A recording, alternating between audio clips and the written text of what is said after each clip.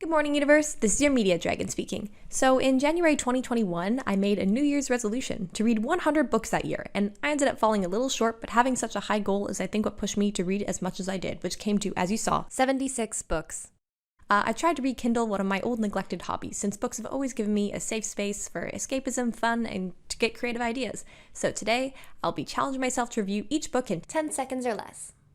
Sword of Summer is a really fun book that let me relive that childhood nostalgia for Rick Riordan's works. It's hilarious, endlessly creative adventure that is still enjoyable for me as an older reader. I didn't love Ship of the Dead quite as much. It's still great, namely for its characterization and nice trope debunking. We meet Alex, who's an aloof, sarcastic foil to the protagonist Magnus, who's like, I'm dead? Sure. Hammer of Thor is a strong finale. There is build-up to conflict between the Norse gods, a diverse representation of relationships which still feel healthy for the teen ages of the characters. Throne of Glass. The internet told me to read it. I did. I love the whole series. The first book was a bit bland in terms of YA tropes, but yep. Glad I did. Though the first book's a bit bland Mary Sue-driven fantasy, Crown of Midnight really picked it up. It started to deviate from its own tropes into something with more of a mystery flavor. Not my thing, but Book 3 got awesome. We finally left the city setting we've been chained to for 2 whole books and met some spunky new main characters like a hot man-eating witch and an equally hot ice wizard with bird powers. Queen of Shadows is also pretty good. It has a fairly unique fantasy heist plot, stuffed to the brim with girl power, badassery, and more memorable characters like a hot, vengeful shapeshifter. Next, I read Tower of Dawn, which takes place at the same time as Book 6. It centers on a different protagonist on a new continent, which sounds great, but it was really slow. The couple's cute, but that word count needs some industrial heads trimmers. Empire of Storms. Awesome read, high fantasy in its purest form with hordes of perspective characters, complex world building, action, romance. I only wish Aylin's fire magic could burn that sex scene from my memory. The epic conclusion to Throne of Glass. It does everything its predecessor does, but refined. We got epic world-shaking battles, awesome multi-perspective characters. It's just a great accumulation of the plot. Then I went straight to ACOTAR, and I'll be honest, the first book is not my thing. It's a Beauty and the Beast retelling with weird pacing, toxically flavored romance, and the magic feels really random, like between plot convenience, folklore, and fantasy. A Court of Mist and Fury is much better. I still squint a little at the romance, but darn, it's entertaining. The side cast is stellar. The series finally got a hold of its genre as a character-centered high fantasy. Beep beep, unpopular opinion coming. I liked the third book the most. It became more plot world focused on political drama, battles, while still being packed full of laugh-out-loud character interactions. A Court of Frost and Starlight is the novella and it's the best. It's centered on the characters' everyday lives with the same lush backdrop of the magical Fae City, and you're sitting at the table laughing with Cassium or hiding your gems from Amarin. Shadow and Bone. I read it before the Netflix TV adaptation was released, and it's good. It's what you expect from YA fantasy. It's made special by the little things like the complex magic system and the fusion of Russian lore into the aesthetics. Nikolai really saved this whole series for me. Bardugo is a dialogue master, and this witty blonde man had me in tears. This series is also interesting for how it takes place during an industrializing era. The finale was good. I didn't feel super invested in our protagonist, but I was just happy to follow her around the world of Ravka, its politics, its class systems, battles, innovations, and such.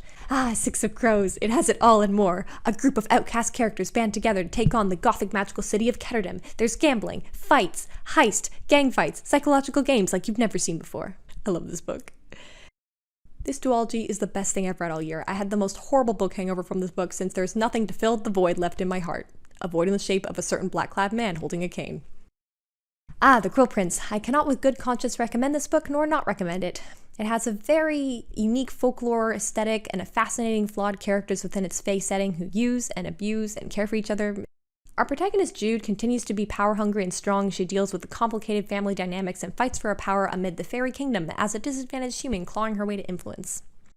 Again, I like the third book the best. I liked it for its unique low fantasy folklore setting and unique female protagonist, but there are issues within the character dynamics I cannot brush off just since they're Fae. Red Queen. I'm gonna get flayed alive by purple lightning for this one. I didn't really like it. I can't explain why. It has everything. Badass girl who uses magic to fight against oppressive sci-fi dystopian ruling body, but so far the books have ended with the same type of cliffhanger, which reads a little repetitive and like there's no payoff for all the trial and long-winded character dynamic building we went through. Book 3 is a bit better. Part of what bothered me is that it's a dystopian world focused on plot and the world is kind of inconsistent, like there's cameras but no phones and super planes but they fight with swords. Book 4 was my favorite, and if you've read the book, after you slog through a draggy word count, you get to that traditional high fantasy epic battle at the end, where the many powers of the realm come together, and I'm a sucker for that stuff. Simon versus the Homo sapiens agenda. Broke my fantasy streak to read some contemporary. It's written in this grounded and mundane way that suits the romantic, character-focused high school coming into your own plot, and the email format of it is super cute. Catching up on any YA I might have missed in middle school. Shatter Me. I adore Mafi's writing style. I know it's not for everyone, but it impacted me. Overall, it was an average member of the YA dystopian genre. The second book was my least favorite. I honestly don't remember it as much, but I'm very fond of the protagonist. She's someone who had really lost hope, and we get to watch her climb out of that despair while fighting against a desolate police state around her. The romance in this series is, well, YA in the sense that it's a little head tilt, eye squint, if you know what I mean, but like, I have trouble refusing tall, handsome, pretty blonde boy with tragic backstory every time. Graceling, my likey. A high fantasy adventure with unique abilities, interesting character dynamics, and girl power. The ending is rather anticlimactic, but this felt intentional, as the final showdown was second place to the main character's personal development. The Candle in the Flame. This is a very special book. It is a multicultural fantasy adventure set in Noor, a city on the Silk Road. It follows Fatima, a girl who has to balance her unusual power, family, politics, and romance. Aragon. I love classic high fantasy born as dragon stories, but there was nothing new in here. In fact, it felt like the randomness of let's travel here and there was justified by the nature of adventure fantasy itself rather than the plot. Crescent City. Now at this point you know I enjoy Mass's novels, and not gonna lie, this was a weaker one for me. The setting is cool, you got contemporary high fantasy, it's a murder mystery revenge story strung together by romance and double-stitched at every scene with slow-paced character interaction scenes. Ruby Red. So I actually watched the film back in high school when I went on exchange to Germany, and I'm so nostalgic for this time-traveling contemporary family high school drama, but the translation fell a little flat. I slogged through the second book, the time travel made less and less sense of its own rules, and the romance was not fun. The one good point is that the teenage main character really does act like an immature teen, unlike most fast-aging YA protagonists. The Infernal Devices. I love the Shadowhunters world, but man, this series was overhyped for me. It's a low fantasy story set in the 1800s London, and it's really slow. I found the plot simple. It really gave more focus to the love triangle than any of the major action or mystery plots, none of which I could bring myself to feel invested in. I didn't like the main character enough to ship her with my best boy Jem. The one thing Claire does well is dialogue. Like, man, on the other side of the love triangle is Will, and he has this really pointed, dark, and sarcastic humor that just jumps right off the pages. The Raven Cycle. Oh, another top book of the year for me. Gosh, where to start? Okay. Steve Otter's style is gorgeous. Her diction is beautiful. Each sentence is packed with enough layered meanings to make your English teacher and her blue curtains sweat. The plot's really unconventional. I don't like mysteries, but it didn't matter because I love each character and their struggles in a contemporary setting as they finish high school in a small town and amid the socio-economic tensions. Though book 2 was my favorite since it focused on Ronan, one of the central gang and the protagonist around Protagonist Blue. The whole series really remains consistently strong, 4 parts of one long novel. As the series wraps up, I loved reading the daughter of the psychic befriend this unique group of private school boys as she tries to prevent one of their deaths. Finally, I can cross this off my reading list since it was added in like 2013. Don't hate me, I didn't really love it. I'm just too old and too accustomed to Cinderella retellings, and this one's plot conveniences just really rubbed me the wrong way. A Song of Achilles. Back on that TikTok hype train I love. Glad I took a seat. This book was solid. Achilles' story is told through his best friend and lover Patroclus' perspective. You'll cry, but you'll never forget their story. Arch Enemies. I read Renegades last fall and I liked it. It plays in your head like some colorful YA superhero cartoon. Everyone has a cool design, a cool power, and it follows teenagers with big expectations on them. Supernova. The story features he, a superhero, and she, a supervillain. But let's be honest, I was just hoping Oscar would show up in every scene to make me laugh. Strange the Dreamer, a high fantasy story about a librarian who dreams of seeing the great city of Weep. There is magic, romance, and a strange plot pacing that follows an exponential graph. An Ember in the Ashes. This book was again a little overhyped for me. It falls into that trope I've noticed in a lot of YA fantasy novels belly flopping into, which is that they stay in the same city for the whole book and the setting never changes. Book 2 was also okay, at least we got to travel a bit. It had like every chess piece, forbidden romance, oppressive government, morally grey rebels, and then only the pawns choose to move for some reason. Legend. Thought I would change it up to read some classy sci-fi. A book that came off rather bland to me. You have this privileged girl and rebel boy in a dystopian pseudo-America. Take a wild guess what happens. I wish I was younger to have enjoyed it more. Red, White, and Royal Blue. I definitely did not enjoy this book so much as to reread parts of it immediately after finishing it. Nope. Not me. It's definitely... It takes place in this fairly shiny utopic version of reality, and I don't mind. It means less problems and more cutesy romance. The Seven Husbands of Evelyn Hugo. I actually listened to the audiobook and it's a masterpiece. I mean it. I felt like I was there listening to the story of a real-life golden-aged Hollywood actress looking back on her life and great loves. Boyfriend material. On the good side, it was the singular funniest thing I read last year. Hall has this really unique and unpredictable humor. On the downside, the pacing and plot were weird, and I mean like weird, like works at Dung Beetle charity weird. Conventionally Yours. A cute, simple romance with an enemies to lovers flavor about a pair in the same card game community.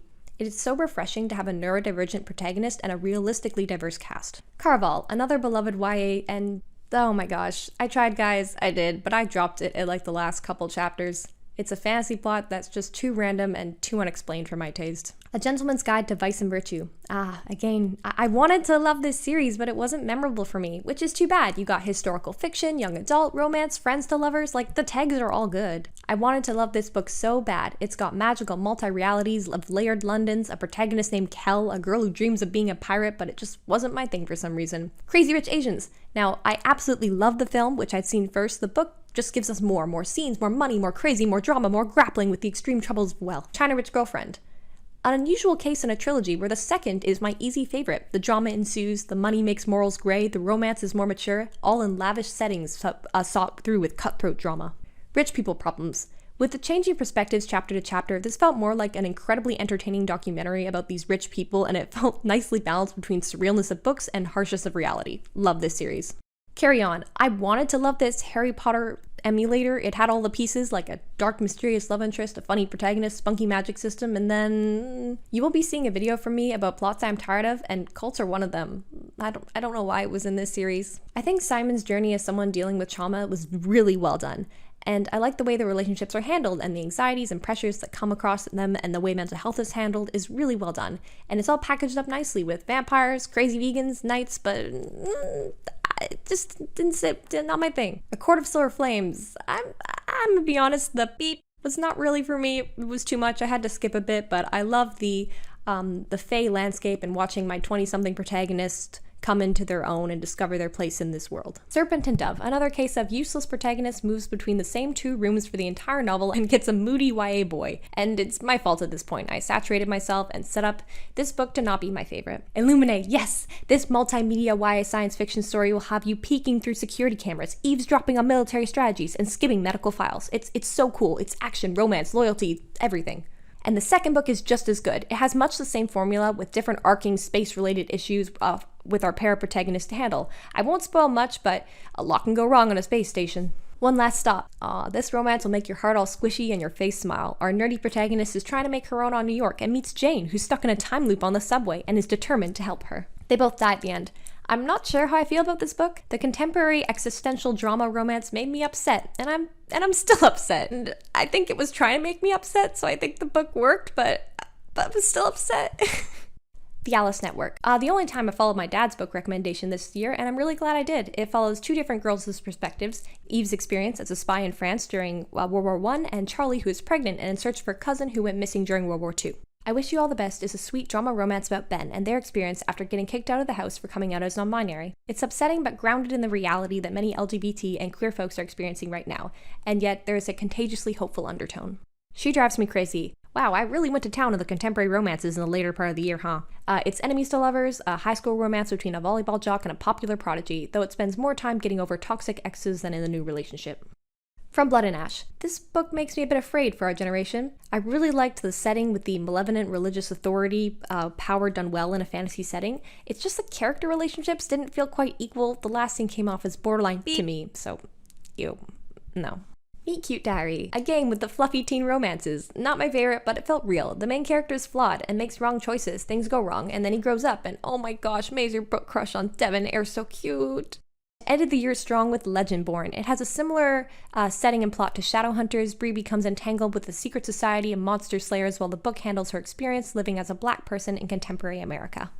I have a lot more to say about every single one of these books, so please let me know down below which books you would like to see another video on. I've also read a lot since then, so feel free to subscribe to hear more. Stay tuned for more primarily fantasy and sci-fi, book, anime, and animated series reviews. Thank you for watching, and have a great day!